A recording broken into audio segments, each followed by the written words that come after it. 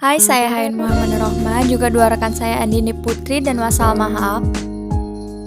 Kami dari Pendidikan Tata Busana kelas B angkatan 2020 di UPI. Kami akan menjelaskan sedikit tentang perkembangan peserta didik. Pertama, kami akan membahas dari deskripsinya sendiri. Perkembangan adalah bertambah kemampuan atau skill dalam struktur dan fungsi tubuh yang lebih kompleks dalam pola teratur dan dapat diramalkan sebagai hasil proses pematangan. Perkembangan menyangkut adanya proses pematangan sel-sel tubuh, jaringan tubuh, organ-organ, dan sistem organ yang berkembang menurut caranya sehingga dapat memenuhi fungsinya.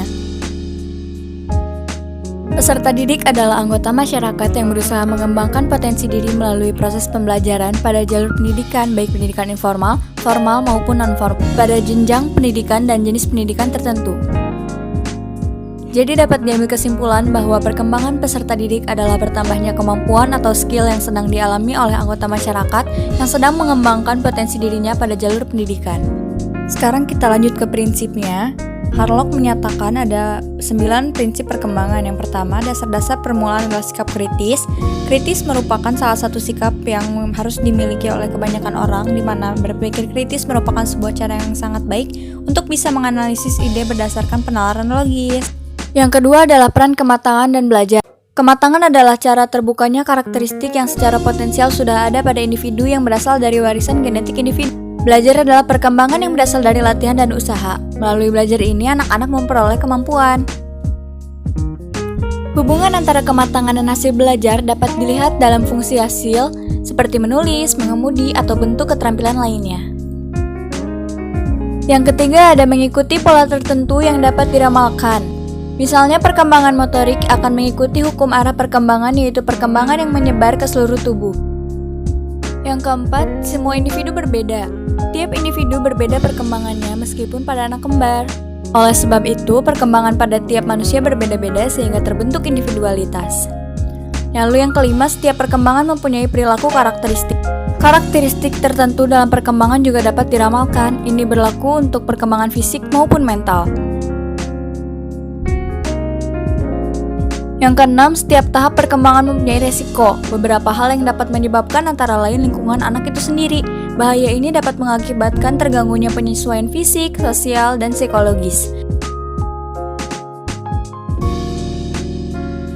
Ketujuh, perkembangan dibantu rangsangan. Perkembangan akan berjalan sebagaimana mestinya jika ada bantuan berbentuk stimulus dari lingkungan sekitarnya.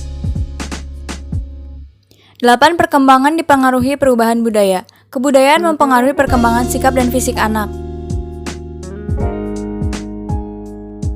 9. Harapan sosial pada setiap tahap perkembangannya. Orang tua dan masyarakat memiliki harapan tertentu pada tiap tahap perkembangan anak. Jika tahap itu tercapai, maka orang tua akan terhindar dari rasa gelisah. Sekarang kita berlanjut ke aspek-aspek perkembangan peserta didik.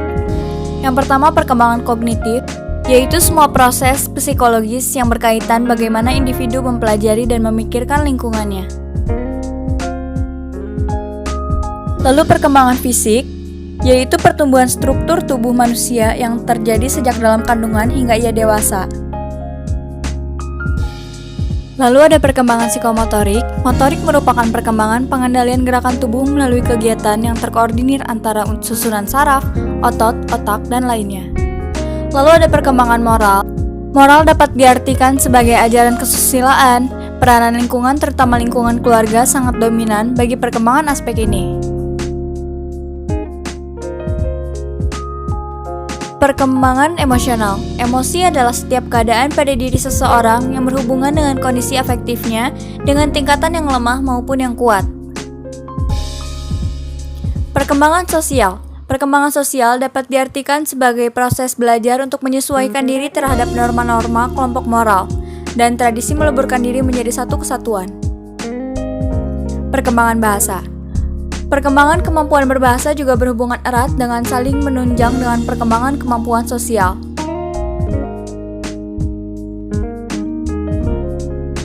Sekarang kita lanjut ke tahapan perkembangan peserta didik.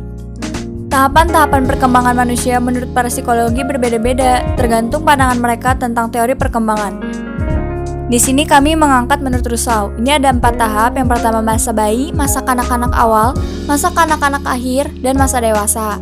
Nah, cukup sekian pembahasan dari kami, kurang lebihnya mohon maaf. See you next video.